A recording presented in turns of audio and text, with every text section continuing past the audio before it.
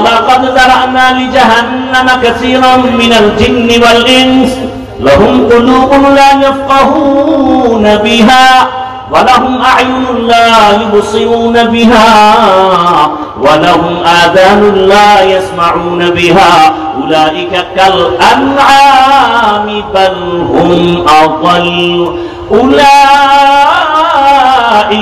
هم الغافلون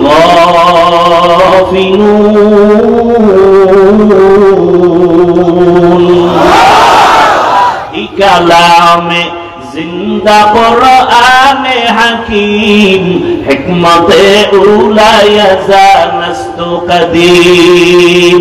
9 পারা সূরা আরাফ। আল্লাহ বলেন অধিকাংশ মানুষ জাহান্নামে যাবে। কম না বেশি? অধিকাংশ মানুষ। কেন? বলে তাদের আমি কলব দিছি ফিকির করবে, করে না। চোখ দিছি দেখার জন্য, দেখে না। কান দিছি শোনার জন্য, শুনে না। তাতে কি করে? কষ্টে লাগায় রাখে, হয় না। আমি যা দেখতে বলছি চোখ দিয়ে তা দেখবে, কিন্তু দেখে না। চোখ দিয়ে মা বাবা দেখবে, সওয়াব দেখে না। চক্ষু দিয়ে কোরআন তেলাওয়াত করবে, তাকায় তাকায় দেখবে, সওয়াব দেখে না। চক্ষু দিয়ে আলেম দেখবে, দেখে না। চক্ষু দিয়ে আল্লাহ আসমান দিয়ে তাকায় দেখবে, দেখে না। চোখ দিয়ে বাইতুল্লাহ তাকায় দেখবে, সওয়াব দেখে না। দেখে ঘুমায় না। সারা রাত মোবাইল হাতে নিয়ে কবিরা গুনাহ দেখে, কবিরা গুনাহ দেখে, কবিরা গুনাহ। কি মিথ্যা বললাম? এরে আমার কলিজার যুবক, কয়দিন আর যৌবনের বাহাদুরি করবি? হ্যাঁ, তোরে বাহাদুরি করার যেই মেয়াদ আল্লাহ দিছেন, মোবাইল দেখে সেই মেয়াদ পর্যন্ত তুই যাইতে পারবি না।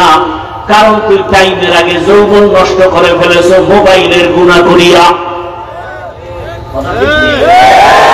অতএব তুই আর বিয়ে করিস না, রোজা রাখ। কারণ তুই ঘরে বউ রাখতে পারবি না। আর যেই বউ তোর সাথে কোরআনের ওয়াদা দেয়, মনে করবি বউর ওয়াদাও সঠিক না। তোর সাথে যদি কসম খায় যে তোমার ছাড়া বাঁচবো না, আমি একটা ধৈর্য বলি, তোর যে ওয়াদা দিল মাইয়া 6 নাম্বার সিরিয়াল, আমি কেমনে কম? আমি বললাম তোর সিরিয়াল যতই, মাইয়ার সিরিয়াল তত। তুই যদি 2 মাইয়ার চরিত্র নষ্ট করে 3য় মাইয়ার সাথে কোরআনের ওয়াদা করো, ওই মাইয়াও 2 পুরুষের চরিত্র নষ্ট করে 3 নাম্বার ধরে ধরেছে। তোরে রাস্তার ফকির বানায় জাল মিটাবে, কত ধানে কত চাল। আল্লাহ হেদায়েত দান করুন। মা ছাড়বে, বাপ ছাড়বে, মোবাইল ছাড়বে না। কি আল্লাহ মোবাইলের গুনাহ থেকে হেফাজত করেন। এই মোবাইল কি নষ্ট করে নাই বলো তো? তোমরা তো অনেক দামি মানুষ, বুঝদার মানুষ, আমার জ্ঞান কম। বলো তো মোবাইল কি নষ্ট করেনি? তোমার বডি সব শেষ, চোখের পাওয়ার শেষ, কানের পাওয়ার শেষ, হার্ট দুর্বল, কিডনি দুর্বল, চরিত্র নাই, লেখাপড়া নাই, মা বাবার সাথে আদব নাই, সব বেয়াদবি। সব এই মূল কারণ মোবাইল। আল্লাহ হেদায়েত দান করেন। রহমতের নবীর আদর্শে উত্তম, মক্কার চরিত্রহীন মানুষ এত খারাপ, অথচ মক্কা কত দামি ঘর। ইন্না আউওয়ালা বাইতিন উযিআ লিন-নাস লাল্লাযী বিবাক্কাতা মুবারাকান ওয়া হুদা মুবারাকান ওয়া হুদান লিল-আলামিন।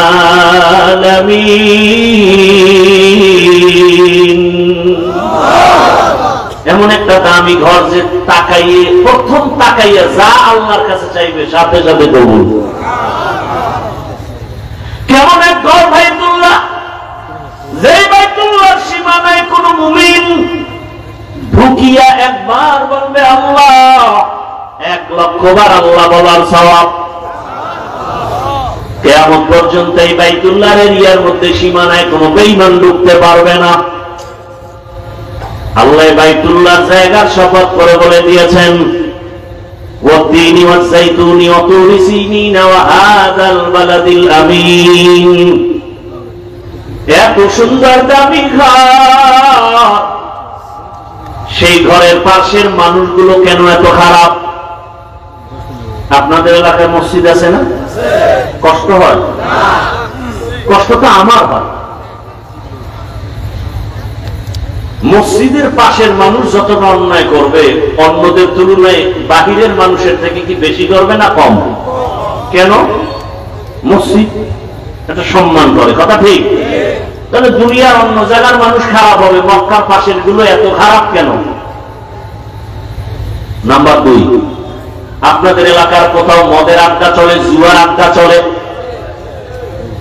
আমি তো জানি না, বুঝাবার জন্য বলি। যদি চলে তো কপাল ভালো। কোন দিকটা ভালো? রাত যদি না থাকে আলোর মর্যাদা বুঝে আসে না, বাতিল যদি না থাকে হকের পরিচয়ে আসে না। এজন্য হক বাতিলের দ্বন্দ্ব আদম আর শয়তান দিয়ে আল্লাহ লাগাই দিলেন। কিয়ামত পর্যন্ত লড়াই চলবে, লড়াই করে হক বাতিলের দ্বন্দ্বে বিজয়ের পথে আগায় যাও। তোমাদের আড্ডা চলে, কিছু ঈমানওয়ালা হালকা যারা মাঝে মাঝে নামাজ পড়ে মাঝে মাঝে পড়ে না, এরা ঈশা আলেম উলামারে ডাক দিয়া কয়, শুনছেন নি এলাকায় মদের আড্ডা চলে, বন্ধ করতে হবে। এলাকার যে বড় হুজুর সে বলবে তোরা ব, আমি যাই, বলবে? যদি যাইতেও চায় সবাই বলবে না না না আপনি যাইয়েন না, ওখানে পরিবেশ হয় নাই। এখন যারা হালকা ঈমানওয়ালা ওরা কয় আমরা আগে গিয়ে দেখি ওখানে কি হালাত, পরে হুজুর গনিমুখ। ঠিক তেমনি ভাবে মক্কার মানুষ এত খারাপ, এই খারাপ পরিবেশে স্বাভাবিক কোন মুমিন আসবেন, কিন্তু পৃথিবীর শ্রেষ্ঠ রহমতের নবীকে আল্লাহ এত খারাপ মানুষের মাঝে পাঠালেন কেন? প্রশ্ন বুঝেননি? জবাব দিব না, সংক্ষিপ্ত আকারে একটু ইশারাতান বলবো। রোগী যত বড় ডাক্তার তত বড়, রোগী যত বড় ডাক্তার তত বড়। কেমন ডাক্তার? এমন একজন ডাক্তার আমার রহমতের নবী, কিয়ামত পর্যন্ত উম্মতের চিকিৎসার জন্য আর কোন ডাক্তারের প্রয়োজন হবে না। আর প্রয়োজন তাহলে এত মাযহাব কেন, এত ইমাম কেন, পীর মাশায়েখ কেন, আলেম ওলামা কেন? বলে এগো শুধু কাম হলো রহমতের নবীর প্রেসক্রিপশনটা উম্মতের বুঝায় দিবে, টাইম মতো যেন ঔষধ সেবন করে উম্মত। এরা বুঝাই দিবে 5 বেলার নামাজ পড়ো, আমল নামায় গুনাহ থাকবে না, মা বাবার থেকে দোয়া নাও, শিক্ষকের দোয়া নিয়ে চলো, আলেমের নেক নজর নিয়ে চলো। এরে নবীর উম্মতের দল, রহমতের নবী উত্তম আদর্শ নিয়ে যখন আসলেন, আসা মাত্রই পরিবর্তন শুরু হয়ে গেল। আম্মা জান আমেনা বলেন, আমার চোখের সামনে এত আলো দেখলাম যে পারস্যের ওই কেসরার প্রাসাদগুলো আমার সামনে ভেসে উঠলো। বহু দূরের প্রাসাদ, 1000 বছরের প্রজ্বলিত আগুন নিভিয়ে গেল। দুনিয়ার বাচ্চারা, মহিলারা বাচ্চা প্রসব করলে রক্ত যায়, কত কষ্ট। আমার রহমতের নবী আসছেন, আমি আমেনা কিছু অনুভব করতে পারি নাই, আমার পেটে ব্যথাও নাই, মাথা ব্যথাও নাই। দুনিয়ার বাচ্চা আসলে খতনা করা অবস্থায় আসে না, আমার বাচ্চা মোহাম্মদ খতনা করা অবস্থায় আসছে। দুনিয়ার বাচ্চা ঈশা কান্দে, আর আমার রহমতের নবী দুনিয়াতে আসা মাত্র আল্লাহর শুকর আদায় করেছে। রহমতের নবী আসিয়া এখন সবার সাথে মহব্বতের আলোচনা। রহমতের নবী জীবনে একটা মিথ্যা কথা বলেন নাই, একটা গালি দেন নাই। হাজারো গালি নবী শুনছেন, একটা গালির জবাবও দেন নাই। আর আশ্চর্যের বিষয়, নবী কোনদিন চোখ দুটো গরম করে কারো দিকে তাকান নাই। নবী যদি গরম চোখে তাকায় ও জায়গায় পুড়িয়ে যাবে, কারণ রসুলের চোখ মোবারকে তো এই পাওয়া। নবী চোখ গরম করে তাকান নাই। নবীরে গালি দেয়, নবী হাসেন, জবাব তো দূরের কথা। আর এই ব্যবহারে বড় বড় বেঈমান কাফের গুলো কালেমাওয়ালা হয়ে গেল। দেখছেন নি এত খারাপ মানুষ, এখন তারা ভালো, আবার কেমন ভালো। আল্লাহ বলেন, জিবরাইল যাও, রহমতের নবীর টিকিট দিয়া দাও, স্লিপ দিয়া দাও, লিস্টি আছে, নাম আছে, এই লিস্টির মধ্যে যত নাম আছে এরা বিনা হিসাবে জান্নাতি। জানা থাকলে বলেন তো কয়জনের নাম?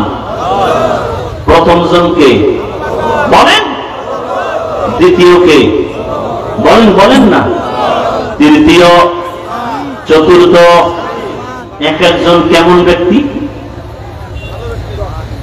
আবু বকরের বয়ান যদি করতে থাকি সারা রাত চলে যাবে। কে সে আবু বকর? হিজরতের সাথে রহমতের নবী চোখের পানি ছেড়ে কাঁদেন আর আল্লাহকে বলেন, হে মালিক, আবু বকর শুধু আমার সাথে মদিনায় যাবে না, আবু বকরের সফর আমার সাথে আজকে শুরু, জান্নাতের ভেতর পর্যন্ত চলবে। আবু বকরকে জানেননি? আল্লাহ নবীরে সালাম দিয়া জিব্রাইলের পাঠায়। আজকে আল্লাহ জিব্রাইলের গিয়া কয়, পাঠায় কয়, যাও আজকে আবু বকরকেও আমার পক্ষ থেকে স্পেশাল সালাম। কে সালাম দিছেন? আল্লাহ নিজে সালাম দিছেন, সেই আবু বকর। কিন্তু তাদের ইতিহাস পড়েন, 4 খলিফার জীবনী লেখা দুবলে সাজদান সব চলে আসবে। আবু বকরের ইতিহাস যদি পড়ে দেখেন ফলাফল কি পাবেন? সারা জীবন কান্না কান্না কান্না। ওমরে ফারুকের ইতিহাস যদি পড়েন ফলাফল বেরিয়ে আসবে কান্না কান্না কান্না। ওসমান জিন্নুরাইনের ইতিহাস পড়বেন ফলাফল বেরিয়ে আসবে কান্না। হযরত আলীর জিন্দেগি ভর কান্না। জান্নাতের টিকিট পাইয়া চোখের পানি ছেড়ে কান্নার আওয়াজ। আল্লাহর আযাবের প্রতি এত ভয়, যেই রাসূলের মারার জন্য তরবারি নিয়ে দৌড়ায় ওমর, 27 বছর বয়সে দৌড়ায় নবীকে জবাই করবে। কে? রহমতের নবীর সামনে দাঁড়াইয়া তরবারি ফালায় নবীর কাছে ক্ষমা চাইয়া কালেমা পড়িয়া আবার তরবারি হাতে নিল। নবী কইছে হাতটা লাগাও, রসুলের হাতের সাথে ওমরের হাত লাগছে। এই পরিমাণ পাওয়ার আল্লাহ দিচ্ছেন। তরবারি নিয়ে ওমর 1 মিনিট আগে ছিল রসুলের দুশমন, রসুলকে কাটবে, সেই তরবারি হাতে নিয়ে বলে, আসো রসুলের দুশমনের আমার সামনে। এই বেড়ারে আল্লাহ কি পাওয়ার দিছে যে এটার নাম শুনলে এখনো শরীরে কম্পন শুরু হয়ে যায়। শুধু কি তাই? যুবক, ঘুমের আগে যদি ওযু হইয়া ঘুমাইয়া বুকের উপরে লেখো ওমরের নাম, আইন মিম রা, আঙ্গুল দিয়া, ডান হাতের শাহাদাত আঙ্গুল দিয়া লিখবি, আইন মিম রা। খোদার কসম স্বপ্ন তো হবে না জীবনে। তুই যদি 1000 বার লেখো আর ওযু ছাড়া মোবাইলে আকাম করতে করতে ঘুমাও, তোর এক রাইতে জিন্দেগি বরবাদ। ভালো কিছু আনতে পারবেন না কেউ?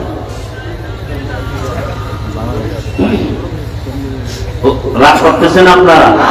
তাহলে এবার বুঝেন তো, ওমরের নামটা বুকে লেখা থাকলে তাও কি কলম দিয়া, আঙ্গুল দিয়া, শাহাদাত আঙ্গুল দিয়া যদি লেখে, তার খারাপ স্বপ্ন দেখবে না। এবার বুঝেন কি পাওয়া। কে সে ওমর? বাইতুল্লাহ তাওয়াফ করতেছেন রহমতের নবী, সাহাবায়ে কেরামের সাথে ওমরের সাথে তাওয়াফ করতেছেন। তাওয়াফ শেষ, বাইতুল্লাহ তাওয়াফের পরে 2 রাকাত নামাজ পড়তে হয় ওয়াজিব। নবী পরামর্শে বসলেন, তাওয়াফ হয়ে গেছে, নামাজটা কোথায় পড়বো? নবী বললেই হয়ে যায়, কিন্তু নবী মশওয়ারা করেন। আল্লাহর ওয়াদার মশওয়ারায় বরকত বেশি। একজন সাহাবী বলেন, আমার মতামত হলো হাতিমে কাবার পাশে নামাজ আদায় করেন 2 রাকাত। একজনে বলে জমজম কূপের কিনারায়, একজন বলে বাইতুল্লাহর দরজার কিনারায়। ওমর বলেন, আমার মত হলো যেই পাথরের উপরে দাঁড়াইয়া ইব্রাহিম নবী ইসমাইলের দিয়া বাইতুল্লাহ নির্মাণ করছেন, ওই ইব্রাহিম নবীর ব্যবহার করা পাথরটাকে মাকাম ইব্রাহিমী বলে, ওই পাথরের পেছনে নামাজ আদায় করি। পরামর্শ শেষ, নবী সিদ্ধান্ত দেন না, অপেক্ষা আসমান থেকে সিদ্ধান্ত চলে আসবে। জিবরাইল এসে আয়াত নিয়ে হাজির। জিবরাইল কয়, আল্লাহ আয়াত দিয়ে বলছেন, ওমর যে মতামত দিচ্ছেন আল্লাহ মেনে নিয়েছেন, আপনাকেও মানতে বলেছেন। সেই ওমরের বিরুদ্ধে যদি বর্তমানে কেউ কথা বলে, বিরোধিতা করে, খোদার কসম এর মতো ভণ্ড কেউ নাই, এর মতো বেয়াদব এই জমিনে কেউ নাই। লিকুল্লি শাইইন যিনাতুন ফিল ওয়ারা ওয়া যিনাতুল মারই তামামিল আদাবি আজ খুদা খাহিমে তৌফিক আদব বেআদব মাহরুমে গাশ আজ ফজলে রব। সেই ওমর কেমন পাওয়ারওয়ালা! ওমর এখন যেই পথ দিয়া হেঁটে যায় ওই পথ দিয়া শয়তান পর্যন্ত হাঁটে না। দেখছেন নি শয়তানে ভয় পায় কারে? ওমরের। আমগো বাঙালি এক চালাক শয়তান আমারেও ভয় পায়। কেন? আমি ওর থেকে এই পরিমাণ আকাম জানি যে শয়তানও জানে না। আমার কলিজার যুবক, সারা রাত যদি বয়ান করি কি লাভ হবে যদি তোমার আমল সুন্দর না হয়? মা বাবাকে গিয়া যদি আবার খারাপ ভাষায় গালি দাও, তোমার জীবনের কোনো বয়ান কাজে লাগবে না। আমি যে এতক্ষণ বয়ান করতেছি রে বাবা, একবারও কিন্তু বলি নাই আমার মতো টুপি লাগাও। আমি কওমি মাদ্রাসার সন্তান, তোমরা কওমি মাদ্রাসায় যাও বলছি। আমি তাবলীগের লাইনের সন্তান, পীরের মুরিদ, তোমরা পীরের কাছে যাও, তাবলীগে যাও, দেওবন্দে যাও।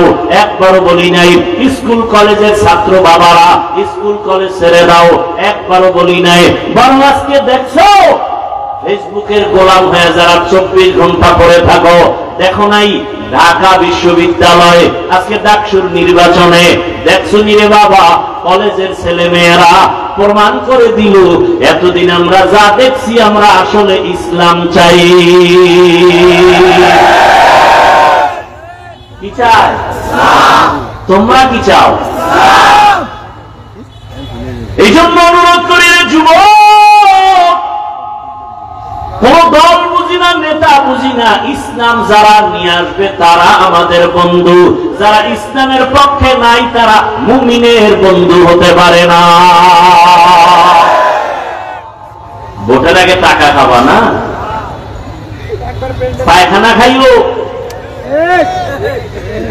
হালাল সাবান দিয়ে কুলি করবা, শেষ। কিন্তু যারা ভোটের আগে টাকা খাবা, জাহান্নামের আগুন ছাড়া উপায় নাই। এই যুবকেরা, সত্য কথার সাক্ষী দিও বাবা, মানো আর না মানো, আল্লাহ কোরআনটা কি সত্য? একটু বুঝে শুনে বলো কত পার্সেন্ট সত্য? সন্দেহ নেই। আচ্ছা, কোরআন যে 100% সত্য, কতটুকু? অর্ধেক। তাহলে বলো, যুবকদেরকে বলছি, বলো পুরাটাই সত্য? আচ্ছা, কোরআনের মধ্যে যত বয়ান আছে তাও কি সত্য? সাক্ষী দাও।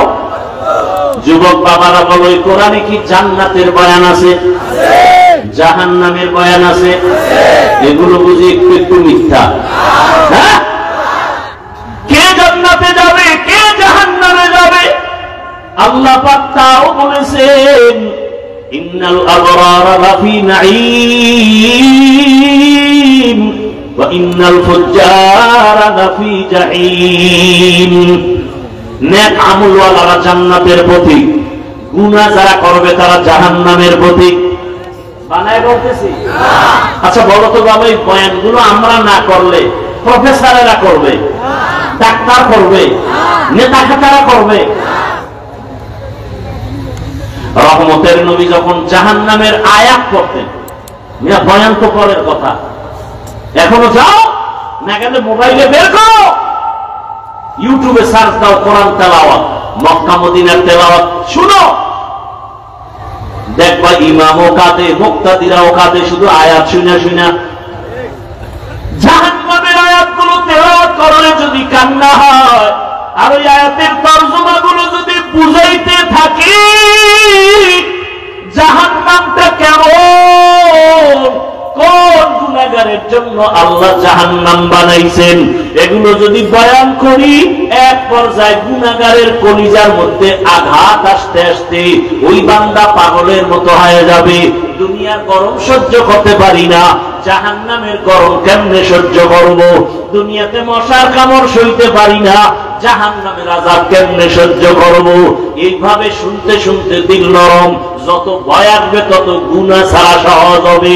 নেক আমলওয়ালাদের জন্য জান্নাত, গুনাহগারের জন্য জাহান্নাম। জান্নাতটা কেমন আরামের ঘর আল্লাহ তাও বয়ান করেছেন। জান্নাতিন তাজরি মিন তাহতিহাল আনহার খালিদিনা ফিহা, জান্নাত এমন এক আরামের ঘর যেখানে অশান্তি বলতে কিচ্ছু নাই, শুধু শান্তি। দুধের নহর, মধুর নহর, ঝর্ণা থাকবে কত সুন্দর। জান্নাতে ঢুকলে কোনোদিন বাথরুম হবে না, কোন যুবক যুবতী সুন্দরী সুন্দর থাকবে, কালো হবে না, জীবনে কোন পুরুষের দাড়ি উঠবে না। জান্নাতীরা জান্নাতে ঢুকবে, ওখানে অশান্তির কিছুই থাকবে না। স্বর্ণের বিছানা, স্বর্ণের পেয়ালা, মখমলের চাদর, এত সুন্দর জান্নাত কারা পাবে? কারা? নেক আমলওয়ালারা। আর গুনাহগারেরা জাহান্নাম পাবে কেমন আল্লাহ তাও বয়ান করেছেন। ওয়াইলুল লিকুল্লি হুমাযাতিল, আছে না নাই?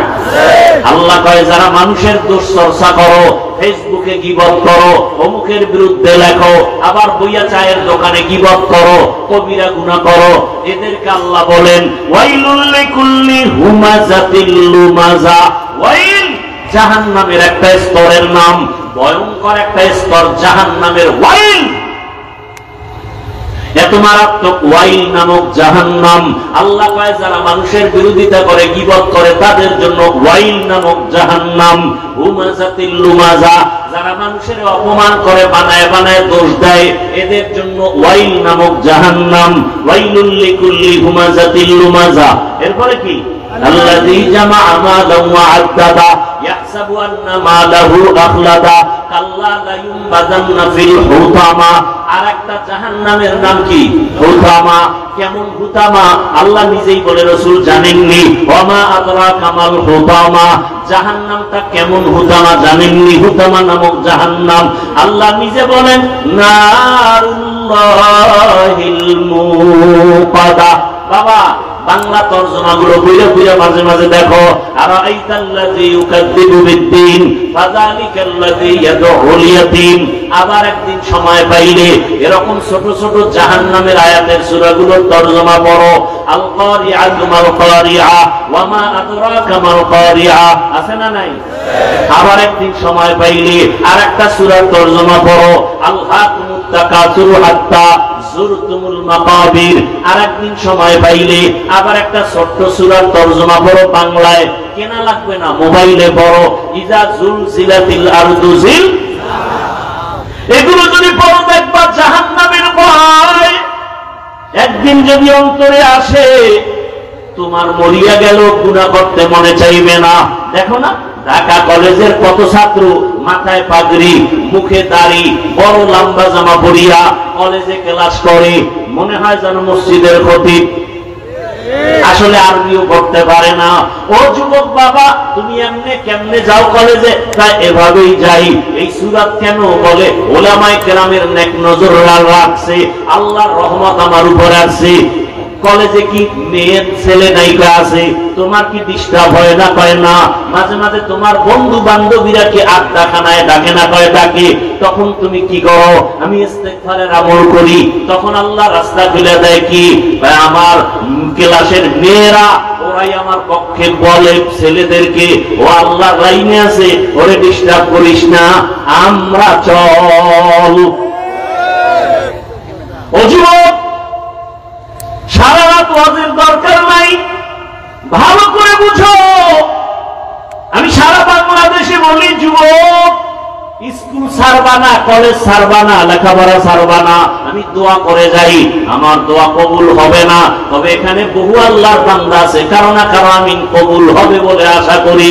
সবাই যদি আমিন বলে কবুল হবে, ওই দোয়ার নিয়তে বলি, দোয়া করে গেলাম যুবক তোমার জন্য। ডাক্তার হও, ইঞ্জিনিয়ার হও, প্রফেসর হও, তুমি একজন এসপি হও, ডিসি হও, এমপি হও, মন্ত্রী হও, তবে দাবি আমার একটা, বেয়াদব হইও না। তোমার ব্যবহারে কোনোদিন যেন মা বাবা কষ্ট না পায়, তোমার আচরণে কোনোদিন যেন শিক্ষক কষ্ট না পায়, উলামায়ে কেরাম যেন মনে কষ্ট না পায়। কারণ তোমার জীবনের সফলতার জন্য এই তিন ব্যক্তি তোমার মূল চাবি। মা বাবার বদদোয়া লাগলে খোদার কসম মরার আগে তুই পঙ্গু হয়ে যাবি। শিক্ষকের মনে যদি কষ্ট দাও, লেখাপড়ার জগৎ থেকে তুই হারিয়ে যাবি। জ্ঞান কিচ্ছু থাকবে না, বুদ্ধি থাকবে না। উলামায়ে কেরামের সাথে যদি বেয়াদবি করো, চরিত্র জীবনে এত সংশোধন হবে না। বুঝাইয়া বললাম, হেদায়েতের মালিক আমার আল্লাহ। ওরে আবু জাহাল, 13 বছর আমার মায়ার নবীকে দেখিয়াও বয়ান শুনিয়াও কালেমা পড়ে না। আর ওমরের মতো বান্দা 27 বছর বয়সে নবীরে জবাই করতে গিয়া কালেমাওয়ালা হয়ে গেল। এমন আল্লাহর ভয় ওমর এত ভয় পাইয়া ইন্তেকালের কিছুদিন আগে ছেলের নাম আব্দুল্লাহ, আব্দুল্লাহরে ডাইকা কান্না করে ডাক দিয়া কয়, আব্দুল্লাহ মনে হয় বেশি দিন বাঁচবো না, তবে আমি 2টা দোয়া সব সময় করেছি। আমার মরণটা যেন রসুলের শহরে হয় আর দাফনটা যেন রসুলের পাশে হয়। কিন্তু আবু বকর চলে গেছেন, আমার মায়ের নবীও চলে গেছেন। এখন পার্শ্বে তো আয়েশার রুম। আয়েশা যদি অনুমতি না দেয় আমার উপায় নাই, রসুলের পার্শ্বে যেতে পারবো না। কারণ আয়েশার হুজুরা, সেখানে তার স্বামী রসুল আছেন, তার বাবা আবু বকর। আয়েশা যদি অনুমতি না দেয় আমি রসুলের পাশে যেতে পারবো না। কিন্তু আমার মনে চায় আমি যেই রসুলের পায়া, যেই রসুলের মহব্বত ছাড়া 1 সেকেন্ড আমি বাঁচতে পারতাম না। মায়ার নবীও আমাকে ছাড়া কোথাও যাইতেন না। এক পার্শ্বে আবু বকর আর এক পার্শ্বে আমি ওমর। পরামর্শ আমার ছাড়া ওমর আবু বকর ছাড়া করতেন না। ওই নবীরে ছাড়া আমি কবরে গিয়ে থাকবো কিভাবে? আব্দুল্লাহ, আমার মনের ব্যথাটা আম্মাজানকে একটু বল। আম্মাজান কি জবাব দেয় আমাকে এসে শোনা।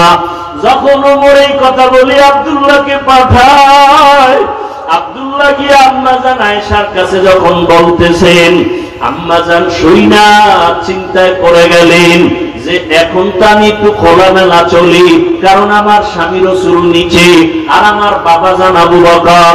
ওমর যদি আসে সে তো ভিন পুরুষ, আমার হুজুরে আসলে আমি কোথায় যাব, কেমনে চলবো? তখন তো আমার চলাফেরা একটু হিসাব করতে হবে।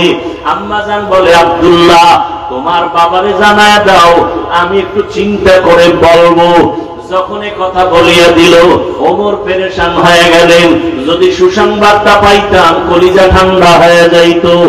এবার ওমর এই চিন্তা করে আর আল্লাহর কাছে দোয়া করেন। একদিন ওমর মসজিদে নববীতে ফজরের ইমামতিতে দাঁড়াইলেন। দুশমন নামাজের ভিতরে পায়ের উপরে আঘাত করলো, ওমর পড়ে গেলেন। ওই দিনটাও ছিল মুহররম মাসের 1 তারিখ। কি মুহররম? মুহররমের 1 তারিখ ছিল। শাহাদাতে হুসাইনের আলোচনা হয়, ওমরের শাহাদাত মুহররমে আলোচনা হয় না কেন? খবর নাই, জাতির আবেগে দৌড়ায়, বিবেক দুর্বল হয়ে গেছে। ওমর পড়িয়া গেছে, রক্তক্ষরণ হচ্ছে। হঠাৎ সবাই ধরাধরি করলো, নামাজ শেষ করতে না পেরে ওমরের টেনে পেছনে আনলো। ওমর বলতেছে আব্দুল্লাহকে, বাবা আমার বোধহয় বিদায়ের সময় আসছে, আমারে আঘাতটা কি মুমিনে করছে না বেঈমান? নাম যখন কইছে আলহামদুলিল্লাহ, আমি তো চাইছি আমি শহীদি মরণ। বেঈমানের আঘাত যখন আসছে আমার মরণটা তো শহীদ। কিন্তু আমার মনে একটা দুঃখ, আম্মাজানের কাছে বিদায় বলা আর একবার যাও। আম্মাজান তো আমাকে ওয়াদা দেয় নাই, এখন বিদায় বেলা জিজ্ঞাসা করো আমার দাফনটা কি মায়ার রসুলের কাছে হবে নাকি? আব্দুল্লাহ দৌড়ায় চলে গেলেন আম্মাজান আয়েশার কাছে। আম্মাজানকে যখন বললেন, আম্মাজান চোখের পানি ছাড়িয়া বলে, যাও আব্দুল্লাহ যাও, আমি প্রয়োজনে ভিন্ন ভাবে জায়গায় যাব। আমার দাফন এখানে না হলে অন্য জায়গায় হবে, তবে ওমরের দাবি আমি পূরণ করে নিলাম। ওমর শুইনা খুশি মনে কালেমা পড়ে দুনিয়ার থেকে চলে গেলেন, রাসূলের পাশে দাফন। এতদিন বাবা ছিলেন আর রহমতের নবী। আম্মা জান আয়েশা একটু খোলামেলা চলতেছেন রুমে। যখন ওমরের দাফন হয়ে গেল, এখন আম্মা জান চেহারা ঢাইকা, মাথা ঢাইকা রুমের মধ্যে ঢুকেন আর বের হন। কি ব্যাপার? একজনে জিজ্ঞাসা করি, আপনি এমন কেন? তো করেন, আগে করেন নাই। এখন তো ওমর, আমার তো একটু পর্দার দিকে নজর বেড়ে গেছে। এতদিন আব্বা ছিল, টেনশন ছিল না, রহমতের নবী ছিল, কোনো পেরেশানি ছিল না। এখন তো আমার তো একটু পর্দার খেয়াল বেড়ে গেছে। ও পর্দার আড়ালের আব্বা জানেরা, ও মা, এতক্ষণ আপনাদের সন্তানদের যত বয়ান শুনাইলাম, আপনার সন্তান ডাক্তার হবে, ইঞ্জিনিয়ার হবে, প্রফেসর হবে।